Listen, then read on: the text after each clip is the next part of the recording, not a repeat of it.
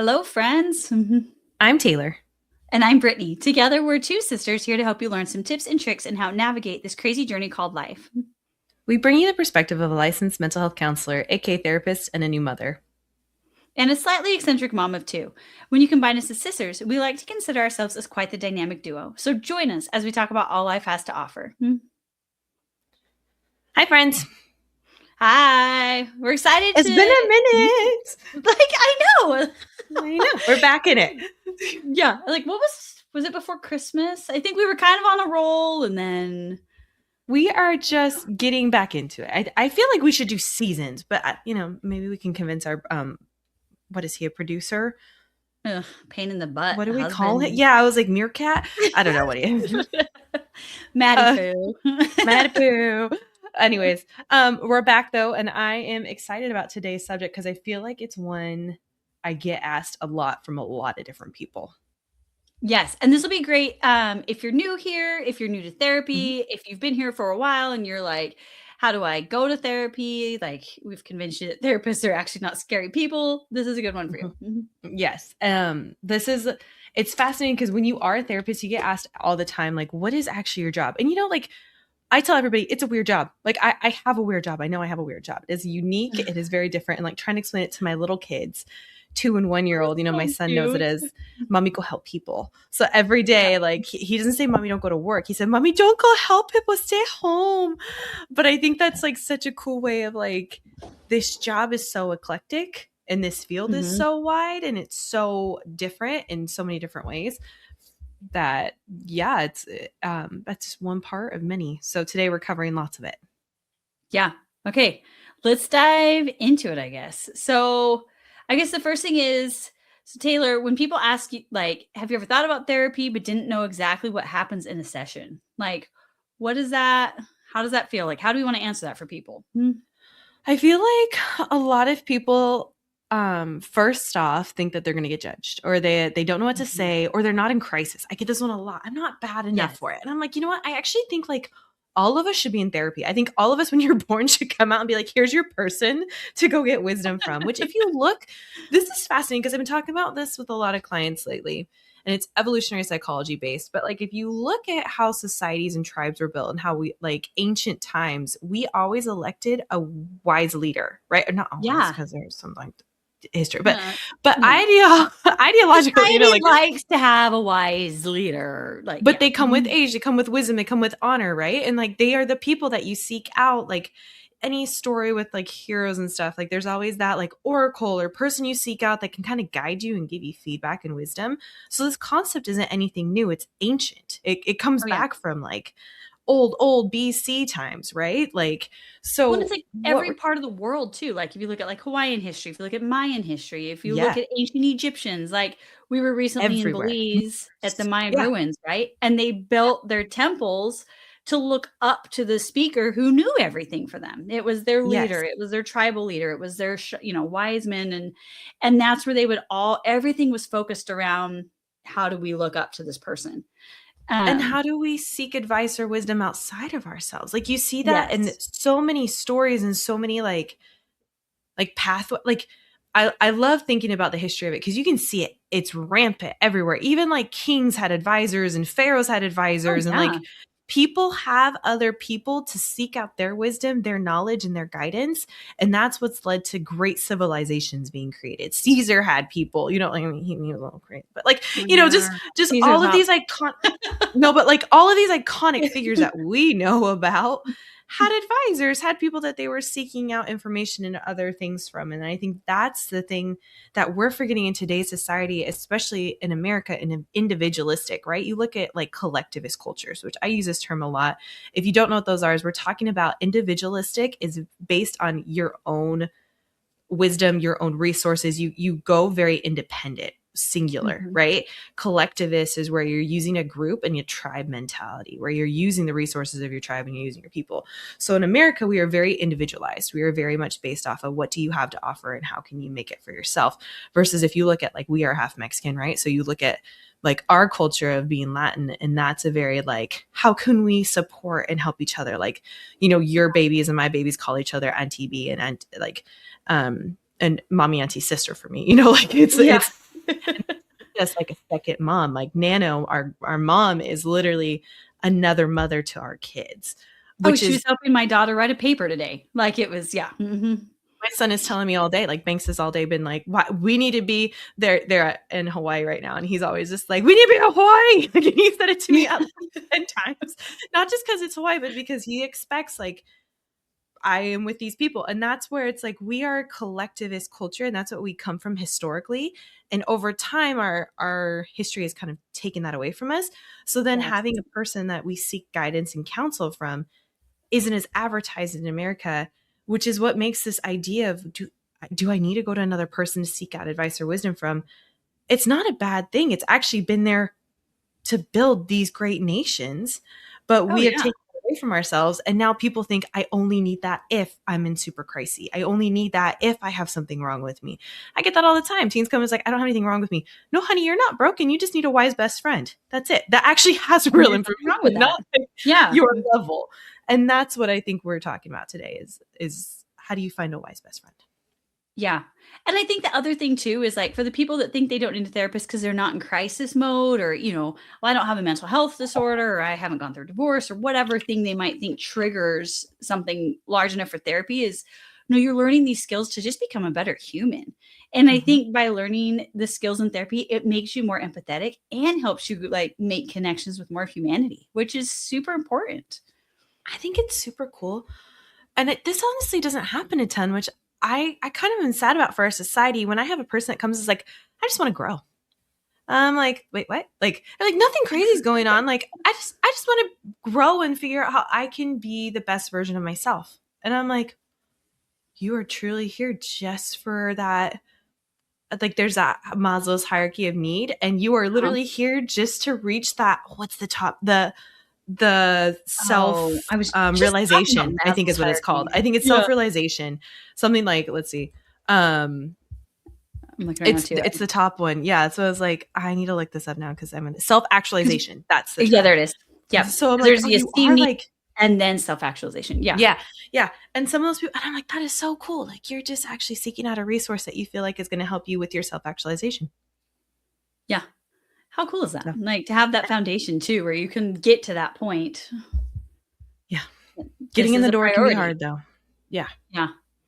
When there's so, I mean, I think we'll probably talk about this later, but there's just so much stigma still in our culture, especially for males to go to therapy. Like, and there doesn't need to be this stigma. It's definitely generational. I think we've talked about that before with like baby boomers and like the need to like strong and look as like the people that are always just like, I'm strong, I'm tough, I'm in charge, like highly capable. Yeah. And then like, it's okay. You don't need to wait for a crisis. Like therapy doesn't mean you're soft. It doesn't mean all these, whatever, you're a snowflake or whatever the stupid things people say. Yeah. Like, yeah. I mean, I've heard so many different versions of this of like, why do I need therapy? And it's never a shock. It's more of a sadness that we feel like this is a luxury instead of a requirement. Because back, like I was saying, back when the civilizations were being built, we did not think it was a luxury to have a wise leader. We did not think it was a luxury to go seek out support from our tribe and our community. It was vital to survival. Yeah. Like it was literally like, hey, this guy is really good at hunting. I'm going to go ask him how to do it. This guy's really good at gathering. This lady knows how to make these clothes really good. Like we would seek out that information because it was life or death. Why have we gone away from that? Like we still have life or death situations. We still have hard things. Like why aren't we seeking out the people that have specialized in it? Like I used to tell people while I was going to school, I am sacrificing my life and my 8 years of life to get this education so that other people don't have to go spend 8 years of their life to get what I know. And then now I have to go do continuing education on top of it. So I have decided to dedicate my specialty to this so that other people don't have to, and they can go specialize in something else. So come ask me. Like, I love when people come ask me because then I'm like, that's why I did it. Like, I did it so that you didn't have to go do it. What did you specialize in? Do I want what you specialize in? Like, because I couldn't specialize in that when I was specializing in this. And I think that's what we're all forgetting is we all play a role. Use it. And I think that kind of leads us to the next thought that we wanted to do is just kind of questions about like when you meet your therapist, like why did they become a therapist? Like, what do people misunderstand about therapists? But I think one of those things, like you just said, are therapists are going to be people who care. They're going to be empathetic. They're going to be people who have literally dedicated their life and their time to helping others. Like, it's not one of those fields that's like, oh my gosh, this makes so much money and it's so easy. Like, it's no, I really want to help heal people from the inside out. And I think that's most therapists are going to be very just empathetic and we chose this job not for money. Yeah. Mm-hmm. And people, it's always interesting because people are like, well, I'm paying you to care. And it's like, okay, hold up. Like, you have to pay me because I'm giving time and resources, and I have to live because that's a society that we have, right? Mm-hmm. Like, that is literally, I would give you my time, but like, guys, I got to pay for my kids' formula. I got to pay for like a house. Like, you know, I got to pay for some of these things. Come on. Yeah. Zoo Pass right now is really what that's right. Go see monkeys on Fridays. Go see monkey on Fridays. Yeah. That's my 2-year-old. But that's where, like, no, I actually entered this job. I guarantee you I should get paid a lot more for some of these sessions, and I don't. And just the emotional drain. Yeah, the emotional drain I'm like, what happens. As an outsider, like, here to support Taylor, like, some weeks after therapy, it's not that she's there because, oh my gosh, this is so fun. It's genuinely, like, she is giving from herself, like, her cup is empty and she's trying to give to other people still. And that's not just Taylor, that's therapists, like, talking about the burnout. Like, you guys had to talk about that in college to prepare yourself to not become burned out by carrying everybody else's burdens. Like, I have somebody I know is applying to grad school right now, and I have a few of them, right? And they come to me and ask me things, and one of them was like, what should I ask for interviews? And I was like, ask what support they give you when you get burned out and what skills they're teaching you and how they model it for you. And it was interesting because I even like responded back to this person. I was like, I never would have asked that question at your stage. Cause in my head, I was like, I have the stamina for this. I can do this. Like, it's fine. Yeah, everybody says you burn out. Yeah. I've been in this field now. So I've been practicing 8 years. I've been in this field for over 10, which is crazy. Those words are coming out of my face. But I know, but I've been literally in this field. My practice started 8 years ago. That's insane. That's crazy. Isn't that crazy? So been there since day one. I know. Make your first door sign. It's insane. So 8 years ago, I started this, and it's a very humbling thing to think about. Of it does burn you out, and there's no possible way that it will not. And the collateral damage from this job is higher than you can even imagine. And like, after having kids and some of the stories I've heard, it's affected me more than I would ever like to admit. Like, some of the things that you hear and deal with and the hardships, you know, like, sometimes I come home and my 2-year-old is, Mommy, good. And I have to be like, Mommy's sad. And he'll be like, Mommy, not okay. And Mommy's okay, but Mommy's sad. And like, that affects my kid, right? Or like, some of it's so heavy that you have to deal with. Some of it's just too much, you know? And that's where we don't do this job because it's glamorous. And I think that's an interesting thing too, is some people are like, well, do you just like telling people what to do? Like, honestly, I don't get to really tell people what to do. I get to just sit here and listen and then help them clean up the pieces and be like, what are we going to do? How are we going to do it? You know, like, if you have a good therapist, they should not be sitting there telling you how to live your life. They should be there to support and guide. And and then we're just here to see the collateral damage. But most of us aren't there to like force people into anything, which is another misconception I feel like about therapists sometimes. Like, I definitely have had a lot of people be like, your therapist made you do that, or Taylor's telling you to do that. And it's like, I have absolutely no control. If I had that control, then my kids would be perfect. Ray would never lay down and throw a tantrum carefully. Never. Like, never. Give me powers and I'll make my kids perfect. I know. It's like, if I actually could do all that you wanted to do, I would like run countries now, bud. Like, so I think that's a really big misunderstanding. Is that people think they're going to come in and get told exactly how to live their life or what they're going to do. If you have a good therapist, we were told that we are mentors and guides. We are not giving you advice on what to do with your life. We are simply reflecting back what you're feeling. Yeah.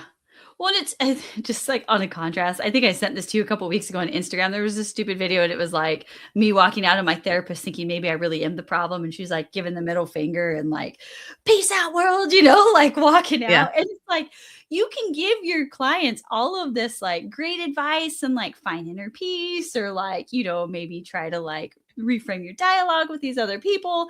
But at the end of the day, it's up to the client. Like we talked about with Maslow's hierarchy of needs, like to really get to that top point, it has to be an internal thing. Your therapist can't control that. It's not a magic wand that fixes life.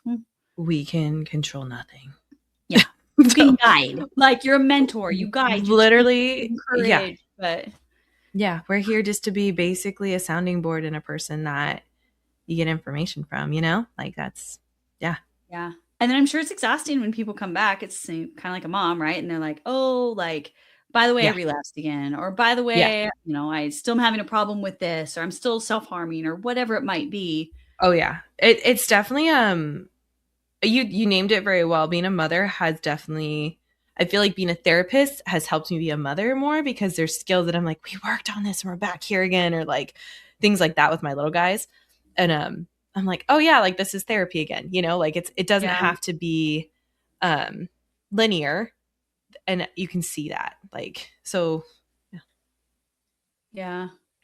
definitely is interesting progression. Another thing too is people are like meeting new therapists.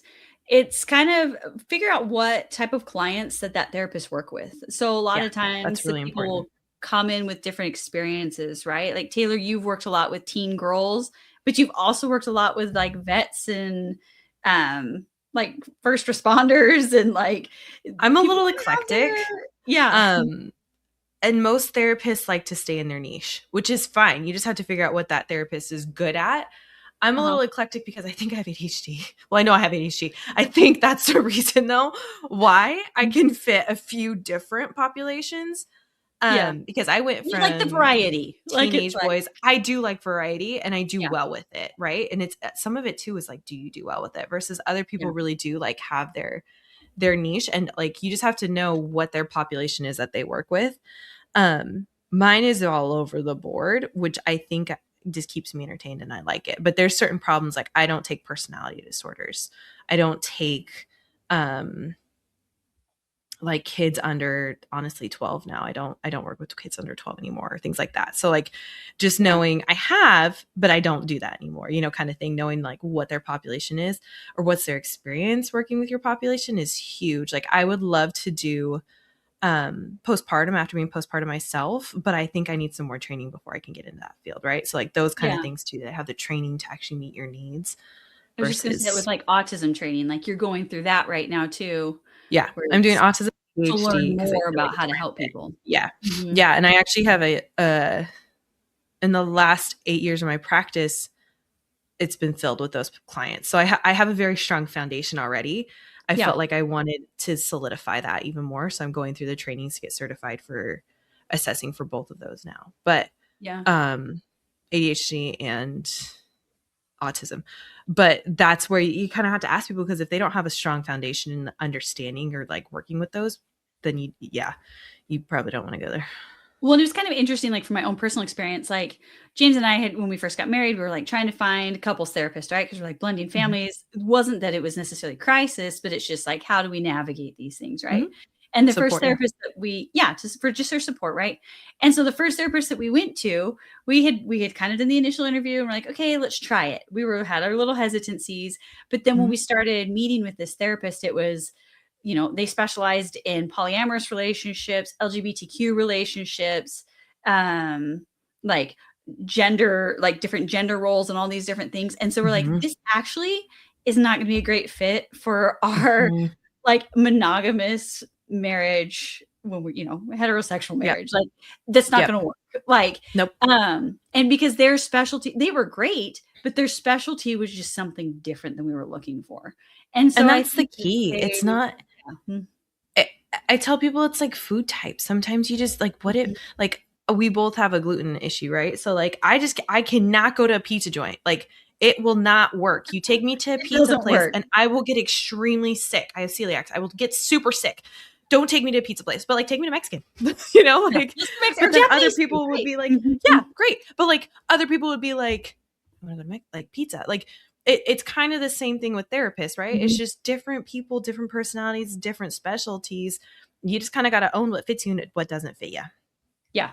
And so it's just good to know what type of clients they work with, like just kind of going with that baseline and just figure that out. Yeah. Yeah. Okay. So let's talk about like kind of morphing into that, I guess, like what happens before your first session of therapy? Like how should people choose a therapist? Let's just kind of go through that whole process on what I happens. feel like, so, I mean, how we're taught to tell people to choose a therapist is research what they specialize in and kind of their background. Like, we all have to deal with theoretical orientations, or like that's just a fancy term for saying this is how we problem solve, right? And this is how I think about the world. There's actually a lot of different types. So some people will like vibe with how you think and other ones won't, right? So I'm a nature versus nurture therapist. I think that we have a predisposition, but then life really forms us and shapes us into who we are. It's called systemic. So when I look at a person, I go through and I dig through their attachment and their background and like, okay, who were they born to? What was their socioeconomic background? What was their schooling? What was their exposure to some of these things in the world, and like how they understand it? And like that is how I problem solve, right? But you take like an existential therapist and they would say like, what is your view on life and how you exist and why you are here, right? Versus like a narrative therapist, we just say like, tell me your story. And then they would let you tell them what is the issue or like why you're here or how you think you developed to here, right? So tons of different, like, there's tons of them of different ways to like go about it. So kind of try and figure out first if you like it. But honestly, most people won't know that question. They tell us to tell you guys that. I'm like, who's going to know if they think it's nature versus nurture, or if it's like, this is what I think the problem is, or, you know, like, Yeah. I think people are preferences on some things too. Like you once totally you start can. going to therapy, you'll realize like a good example of this is like taking a child to a therapist that like works with family systems or doesn't work with family systems. Like sometimes people will be okay with that. And then others are like, actually, like I didn't know what that was before, but now I really want to like, how can I integrate? It doesn't work for me. Yeah. Yeah. And Yeah. so I I think want more of this style. yeah. Your Yeah. idea might change, right? Like you go and you're like, oh, I really want someone who has a holistic approach. Like, actually, I don't really like this. I want someone who's going to be more direct or like, yeah, just kind of feel it out for Or your like first some time. people really don't like somatic, you know, like it's whatever it is. But I think the advice I give people now when they're looking for a therapist is, do they work with your population regularly? Do they have a background in knowing it? And then what's their licensure?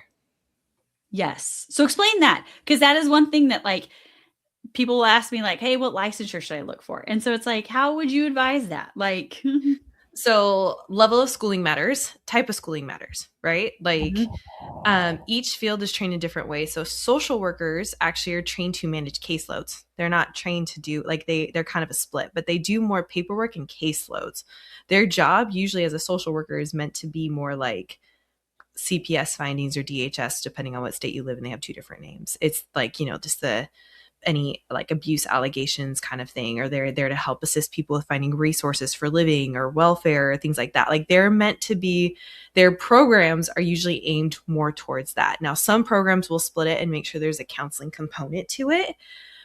However, that's not their sole purpose, right? Their sole purpose as a social worker is to emphasize you're a caseworker and you're there to help offer resources to community and find them spots for that.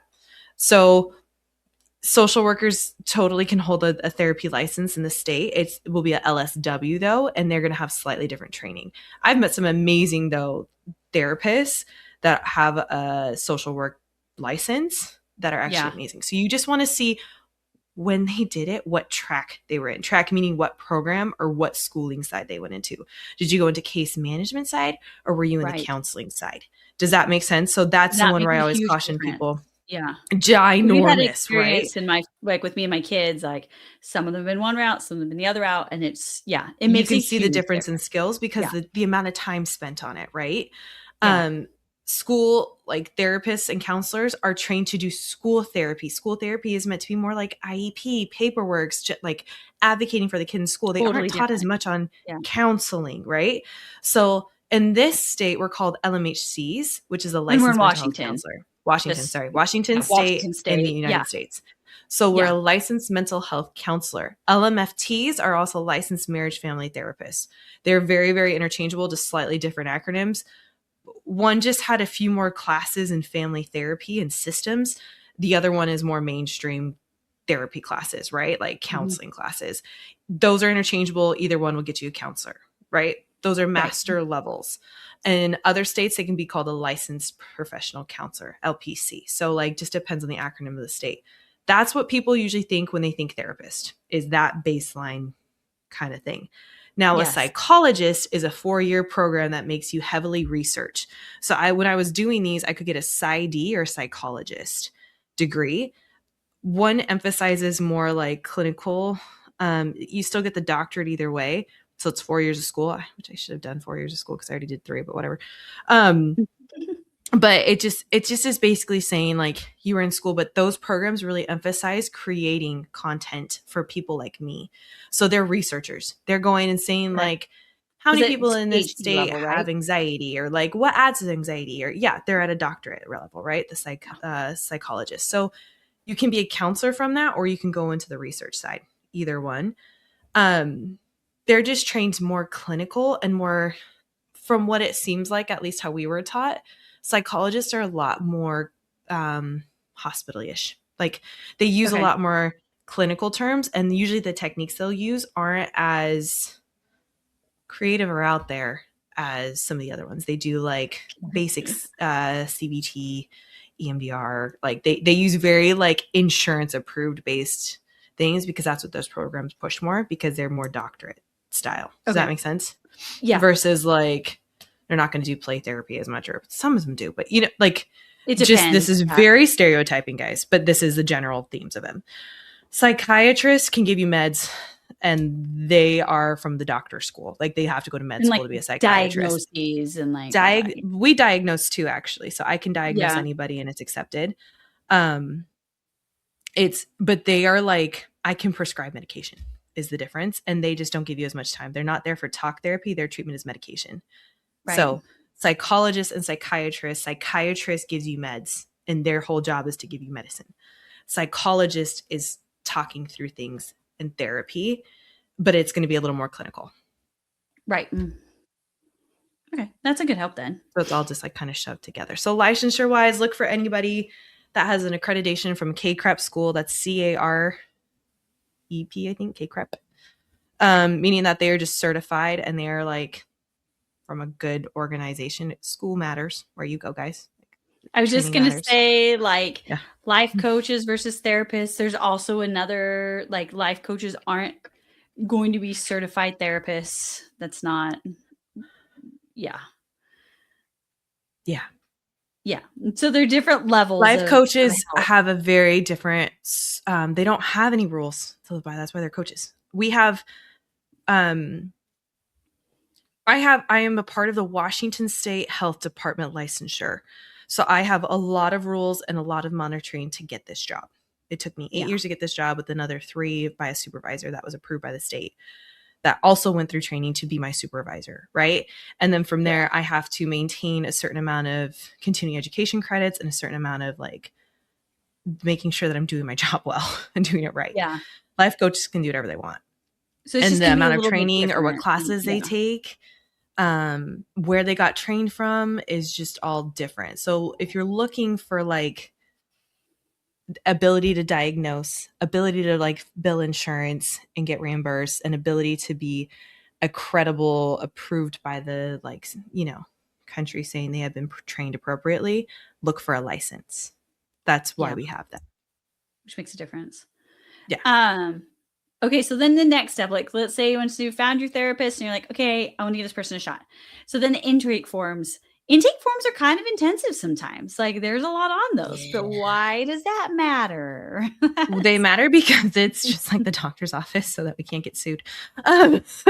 Intake forms are telling you everything that is happening in therapy, right? They tell you all the rules that we have to live by. So that's another thing with the licenses. I have to live by rules. I cannot go and tell people what's happening in your life. And like, if I see you out in public, it's an interesting thing, because I have to really put my mind in like I don't know any information about this person unless they choose to reveal it to the group that I know something. But even then, I cannot be the one to confirm or deny that I know what they know. Like, so we live by these rules of high confidentiality, right?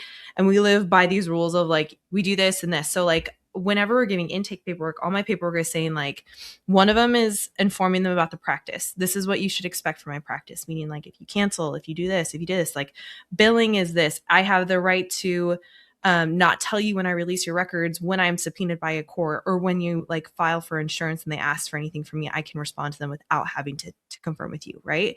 I cannot tell any information for anyone over 13 unless I have a release signed. Like the intake forms are basically saying 13 is specifically to the state. Some other states have it too. I think Oregon is as well, 13. I think so. Yeah.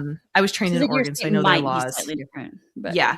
Other states are a little different, but I know those two laws because I was trained in that state. Yeah. But I was just like, oh wait, so that's a nuance there. Did you actually know though that they're doing a compact law where we can start to go across state lines and treat people, and other states have agreed to accept our licensure from those states?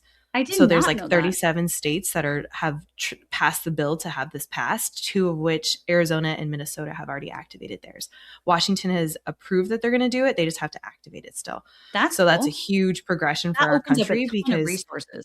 A ton of resources. Because think about some of these states that don't have any access, or you move states and you're like, but I still really like it. My therapist knows all my history. They know all my stuff. Right? Like, and it's really hard to gain trust with the new person. So, that it's huge for us. Huge. Anyways, that's really but again, it's going to be certain licenses that can do this and be approved because So just a fun fact for you. Anyways, intake forms are basically saying what your rights are, how you are covered, and how you are protected. That is the biggest thing from them, is saying like, these are all the things I live by. These are all my rules that I have to maintain. Here you go. Yeah. And then the other thing that you kind of touched on is like for payment and stuff, insurance versus private pay. So not all therapists take insurance, and that might feel really overwhelming for some people. I am one of them. Yeah. And my daughter goes to one that also doesn't take insurance, but some of like, you can go and, oh my goodness, super bill for insurance companies, and you can submit them on your own. Yeah. Yes. So insurance is an interesting game to play. When we diagnose you, it gets stuck with you forever. That's what people don't realize. We have to diagnose you to get covered. Insurance will then tell us you get this many sessions with us. If you are in network with an insurance company too, the compensation for us is usually lower than what we deserve, or what our years are, or what the training is, right? But the biggest thing, and the biggest reason why I was really about self-pay, especially at the beginning and especially now still, because I looked into it this last summer and I still was like, ethically, I feel really not good about this, is I cannot protect my client. I can protect my client self-pay. I cannot protect them with insurance as much. The insurance, their information is out there a lot more. Their diagnoses are out there a lot more. All their charts, everything. It's with the population that I work with mainly, and my biggest goal is to make sure that you get help without having your life ruined and people know your business. So self-pay is it. Clients, depending on your plan, can get reimbursed up to 70% without a network, which is not bad. Providers. So it's out of like we're trying to guard you. Yeah. And it's not a bad thing. Like, we've had experiences, some therapists have been on insurance that like, that I've gone to, or I've sent my kids to. And it's not bad. Yeah. Private pay. So it's just kind of get a feel for the clinic, get a feel for their policies. Because there's pros and cons to that too. So it just honestly, financially, if you need help or feel like you want to go talk to somebody, figure out what you can handle too. But figure out your sliding scale. Like, if they have a sliding scale too, I have 2 pro bono spots. Meaning that I really, really, really reduce my fee for those people. Sometimes I flex between 3 or 4 because I realize self-pay is ridiculous, but I'm trying to guard my people. So like, we try and give back, but it's that constant like balance between, taking care of people and all that. And at the end of the day, like, paying for someone that's going to be a really good fit for you out of pocket is worth every penny sometimes, because if it works for you, if it's managing your mental health at a better level, like, your quality of life will change. So don't get hung up on it. Because I know some people that are like, oh, I can't go to the therapist because they're private pay. But if it feels like a good fit, I encourage you to try it if financially it's something you can handle, because it makes a difference. Usually our level of skill and training is slightly different because we have not settled for something, meaning that we will then not settle to treat you. Does that make sense? Right. Like, like Mattson says this all the time. that at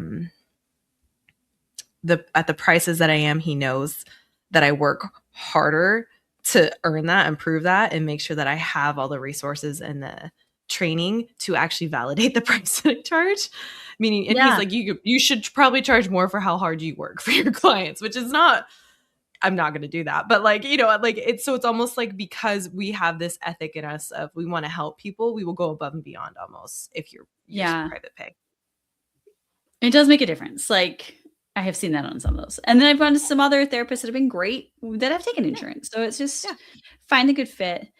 So I guess, how do you know if someone is a good fit? I think it's just kind of one of those things that you just know. How do you know if you like that person, if they're your friend? Like, that's like, at the end of the day, that's the biggest thing is, do you feel like this person is my friend or I like them? Yeah. Are you comfortable talking to them? Are you okay opening up? Like you going back to that couples example earlier where, we had gone to that couples therapist and James and I both were like, this actually doesn't feel quite right. And so it's okay. And then you can be like, hey, we're actually going to try something different. Thank you so much for the time you spent with us. And that's okay. Mm-hmm. Yep. So, yep. Yeah. I know that, I mean, it shouldn't hurt the therapist's feeling, right? Like, if they're in it for this to actually help people, then it shouldn't. Yeah, it's not. It may, but that's also not your problem. Like, that's their problem and what they need to work through. So don't worry about that. Yeah. Okay, so let's go through kind of what it's like to go into a therapy session. So inside of a session, you walk in, then what? In my office, you walk in and Koa comes up to you and greets you. That's my dog, my therapy dog. So he's my receptionist. So usually he'll run with me, give his little greetings, or he'll be standing on the couch saying hi. And then I come out, I introduce myself, I introduce Koa. And then from there, we have to do our confidentiality. So my spiel that I have to tell everybody is everything is confidential between me and you, unless you're going to hurt yourself or somebody else, somebody that's elder, minor, disabled person is being sexually or physically abused. And then I go over what that means. If they're younger, I ask if they have any questions on that. Then I am like, this is Koa. Koa, we are not liable for anything Koa does. If you are not nice to Koa, Koa will disappear. Any questions on that? And then I ask for 24-hour cancellation. Otherwise, you're charged in full for the session unless you give me notification. Just don't forget about me. Sickness is a different issue, right? Yeah. And then any questions about that? And then I do not get involved in parental or guardianship issues. I will not release any information standard. Over 13. Yeah. Very standard. But this is all very standard. This is all like the basic one. This is all pretty normal. Yeah. Oh, yeah. And then the last thing I say is, if you see me in public, you totally can say hi. I am not supposed to initiate saying hi first, though.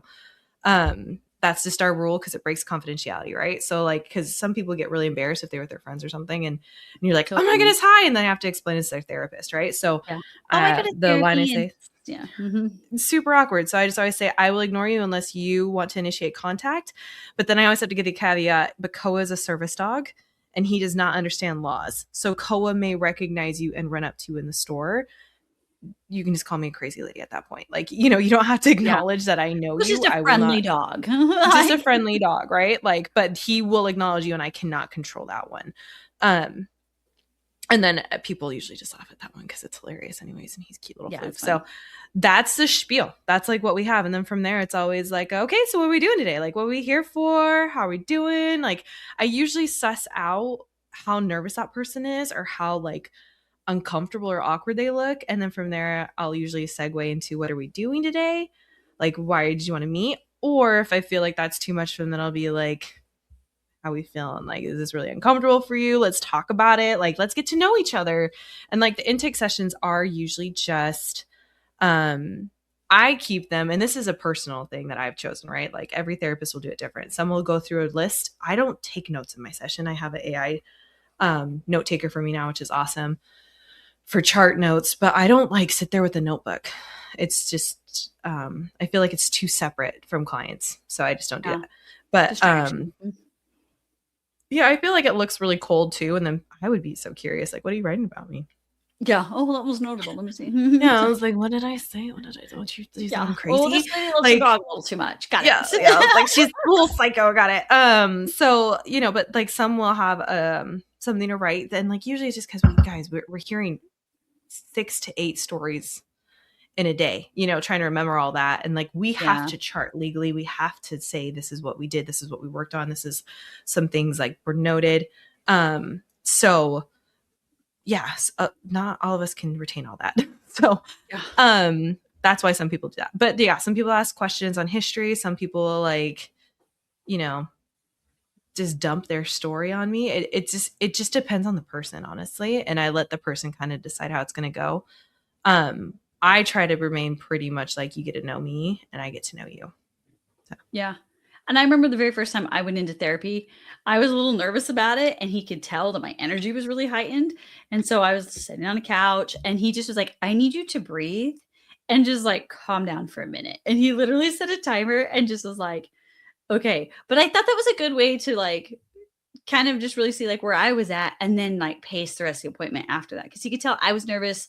I was activated. I'd never been to therapy before. Didn't know what to expect. Like, what's funny is, as a therapist, that's so not my style. I usually will not pause people because I feel like that would make me more anxious. So usually I'll get them to talk about their day. Yeah. Usually I'll get to be like, what'd you do today? Like, or I'll tell like a funny story and be like, dude, before I came here, my little kid did like, I don't know, like, what did they do today? Bray threw a tantrum by laying her head carefully on the floor again. And then she looks at me as she's laying on the floor, and then she starts screaming to make sure I was making eye contact with her. Just something funny and like real, so they see like, okay, this is a real environment. It's okay. Yeah. Or I'll be like, look how different styles. He's getting fat. Yeah. They are totally. And that's the thing that people don't always realize is therapy is going to be 100% unique for everybody, because it's two different people every time meeting. So we have the basic ground rules and like art forms of like how to do these information and do these interventions. But at the same time, like it's different people running this. So it's going to be different. Like it's just, there's no way it's not different. Yeah. And so just good thing to note, I guess, right? Like different therapists will respond differently. Yes. Okay. For follow-ups, it's like, how do you like follow up with somebody afterwards? Like, how do they know, like, do you follow up at all to like check in how they're doing or anything like that? What do you mean? I don't know. Like on our notes here, it says host follow up. It says, do people cry in the first session? When someone doesn't know what they need, can you say, I don't know why I'm here? Yeah. Sorry. I'm trying to think about this. I'm trying to think. I know. I'm like, yeah. I mean, like people will cry and stuff, and some people won't know what they need. Like, like it's a journey together, and I think that's what a lot of people are worried, that they're coming in and trying to perform for me instead of being like, we're doing this together. Like I have a lot of people almost coming in thinking that it's all on them and it's all this performance they have to do, and they should do certain things the right way or should present something a certain way. And it's like, we're here to dig through it together. I'll help you. Like, I'm really bad at articulation. Great. I'm really good at understanding really scattered things. That's why I went to 8 years of school. Like, you just word vomit at me and we got it.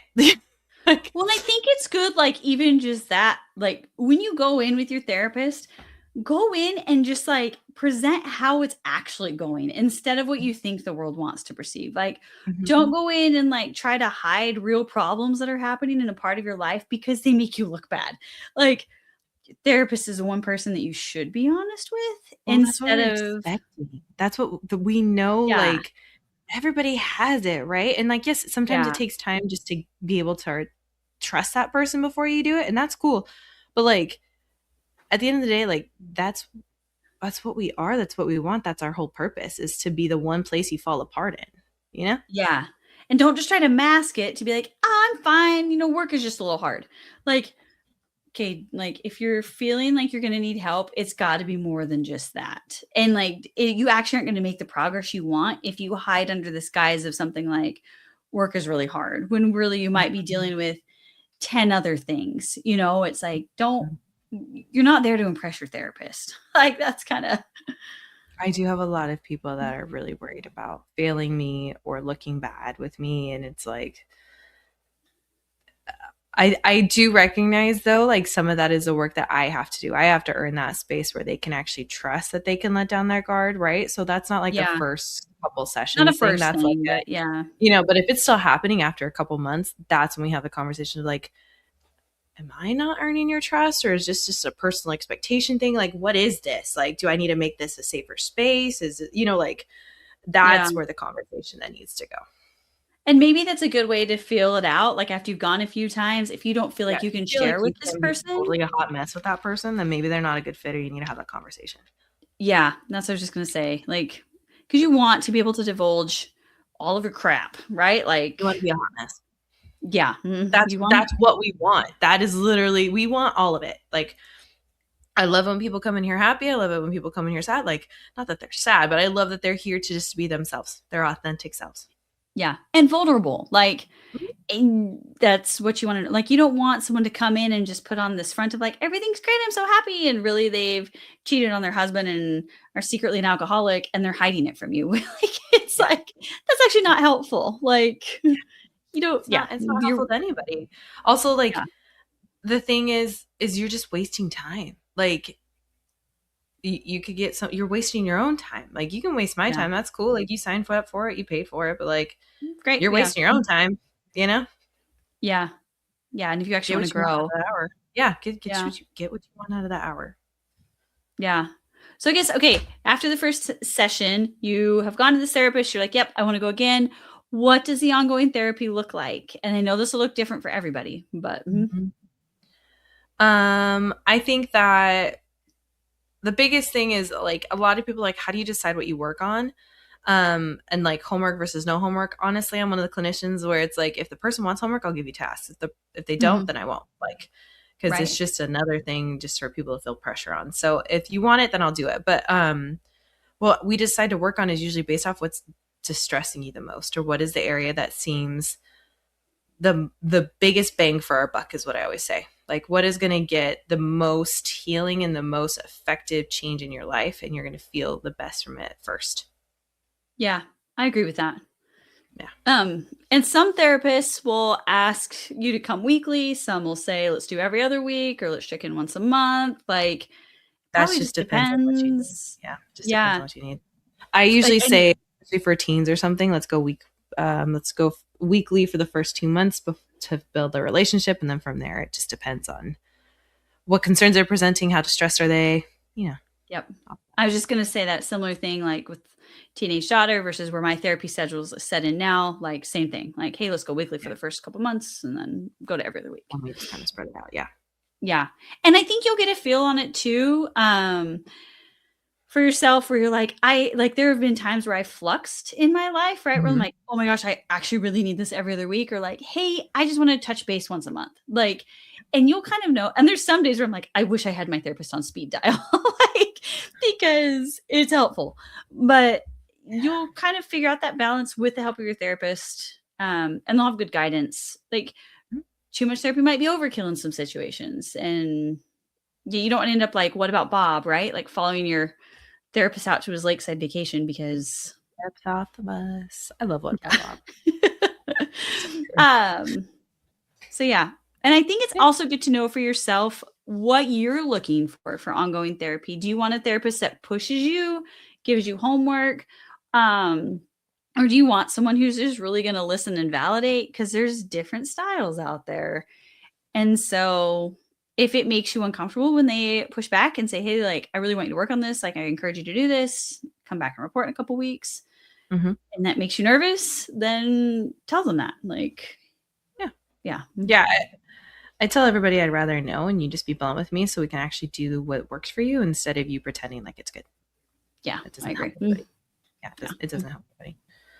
So well, hopefully this was helpful, guys. And especially if you are new to therapy or trying to like talk to somebody about their, what to expect. Hopefully this kind of helps with some of that, answer some of those questions. So we are open. Like, if you guys have any questions, you can DM us on Uhane Counseling or email us on our website. Like, we are open to answering questions, especially if you have specific things for finding a therapist or like how the process works.